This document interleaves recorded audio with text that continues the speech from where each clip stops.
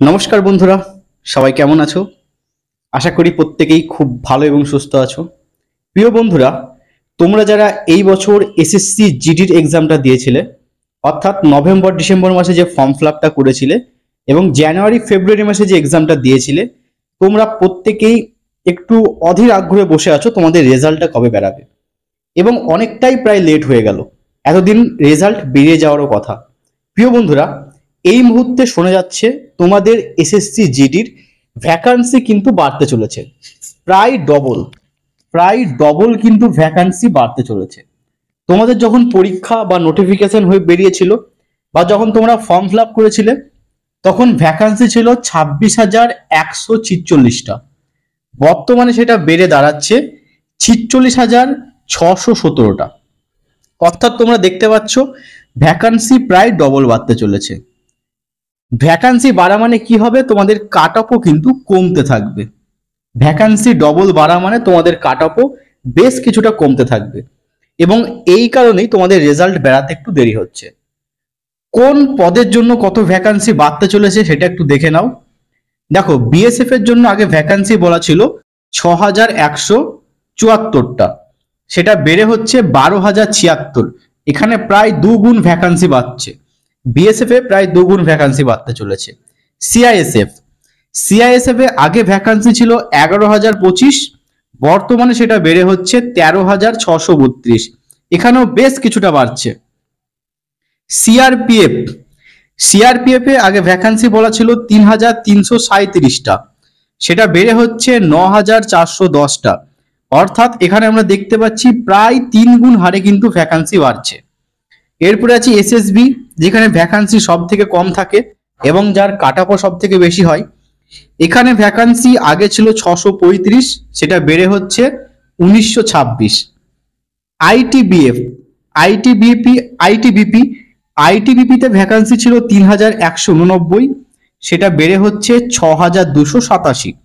এবং সবশেষে আসি আসাম রাইফেল, সেখানে আগে ভ্যাকান্সি বলা ছিল 1,490 এবং সেটা বেড়ে হচ্ছে 2,990। এখানে প্রায় 1,500 ভ্যাকান্সি কিন্তু বাড়ছে। তো এই ছিল তোমাদের ভ্যাকান্সি বাড়ার ব্যাপারটা। তো এই ভ্যাকান্সিটা বাড়ার কারণেই কিন্তু তোমাদের রেজাল্টটা বেরাতে একটু সময় লাগছে। রেজাল্ট তোমাদের কবে বেরোবে? তোমাদের রেজাল্ট সম্ভবত এই মাসের শেষের দিকে বেরিয়ে যাবে, অর্থাৎ জুন মাসের শেষের দিকে তোমরা তোমাদের রেজাল্ট কিন্তু পেয়ে যাবে। দেখো, এখানে একটু দেখিয়ে দিই, তোমাদের 2021-এ ভ্যাকান্সি ছিল 25,271, 2022-এ ছিল 50,187 এবং 2023-24 অর্থাৎ যারা সামনে এক্সামটা দিয়েছো তাদের ভ্যাকান্সি আগে ছিল 26,146, সেটা বেড়ে হচ্ছে 46,614। অর্থাৎ অনেকটাই বাড়ছে। কিন্তু একটা কথা বলে রাখি, তোমাদের কাট অফও কিন্তু এইবার আগের বারের তুলনায় বাড়বে। দেখো, 2022-এ আমরা যে কাট অফটা দেখেছিলাম সেই তুলনায় কিন্তু কাট অফ এইবার কিছুটা হলেও বাড়তে চলেছে। তো মোটামুটি তোমরা ভাবতে পারো যারা 50% স্কোর করতে পারছো, 50% যাদের আসছে তারা মোটামুটি সেফ জোনে রয়েছে। এটুকু ধরে রাখতে পারো। 50% মানে হচ্ছে 80।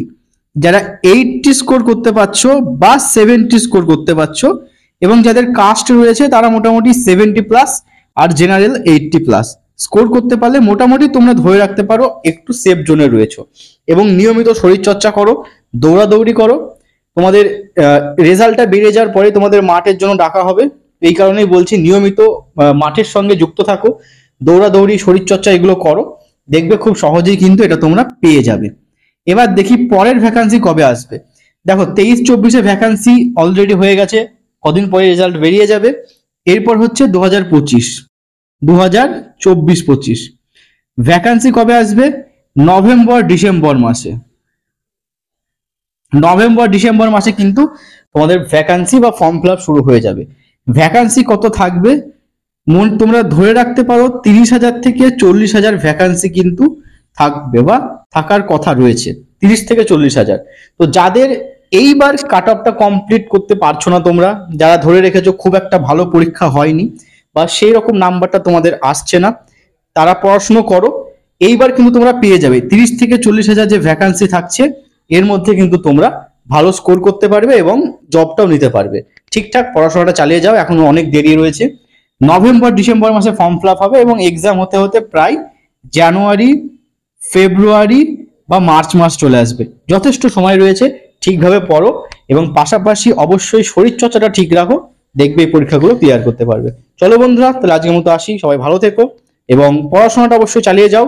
আর যাদের দেখছো কাট অফ ক্লিয়ার হয়ে যাবে বা 70 বা 80 স্কোর হচ্ছে, তারা কিন্তু ভালো করে মাঠের জন্য প্রিপারেশন নাও বা নিয়মিত মাঠে যাও, শরীরচর্চাটা চালিয়ে যাও।